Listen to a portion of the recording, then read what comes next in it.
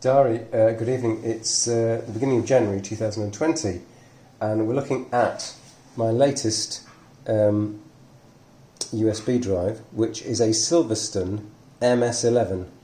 Now, I already have a Silverstone MS10, which has the advantage over this guy of having a retractable USB connector for size, so one that's equivalent to this. However, I've been on vacation and come back, but the USB MS10 has not come back.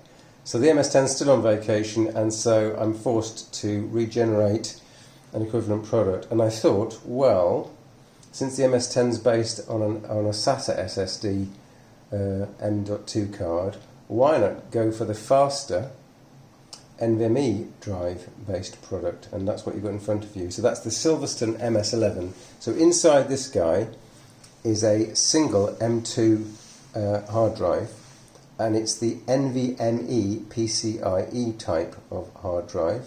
It's not the SATA version, so it's a Type M, not Type B.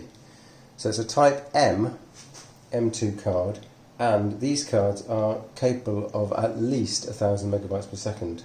So I was all ready and expecting to get a much faster speed than the existing SATA based product, which I've benchmarked reliably at about 300 megabytes per second.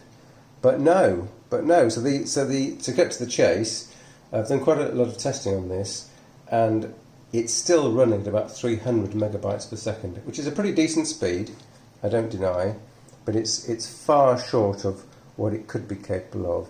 Now, if you run something like Crystal Disk Mark on this drive, connected via this USB cable to a USB-C port, so let's say a Thunderbolt 3 or a USB 3.1 Generation 2 port, so a 10 gigabit per second port, you should logically be able to get up to 1000 megabytes per second, and the drive inside of here is capable of that speed.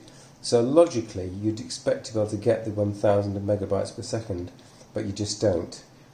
Crystal Disk Mark does go up and beyond 1000 megabytes per second, but in real world testing, when you're copying files, I just don't get to that speed. So at the end of the day, it's a great idea to go faster, but to be honest, when the MS10 comes back, I think I'll probably start using that again more, because this requires this annoying cable. So what you actually get is the shell, which you have to fill. The whole cost is about £40 GBP, by the way. So you get this case, which you fill with your own M.2 drive. You get this cable, USB-C, which ends up in USB-C, but it goes via this dongle converter. So if you've just got a standard USB 3 port, you can use that instead. Now, I have found, because I've used USB-C to USB-C cables instead, and strangely, this cable is faster. So the fastest speed that I've achieved is using this short USB-C to USB eventually C cable. So bear that in mind if you get one and wonder why your drive isn't operating quickly.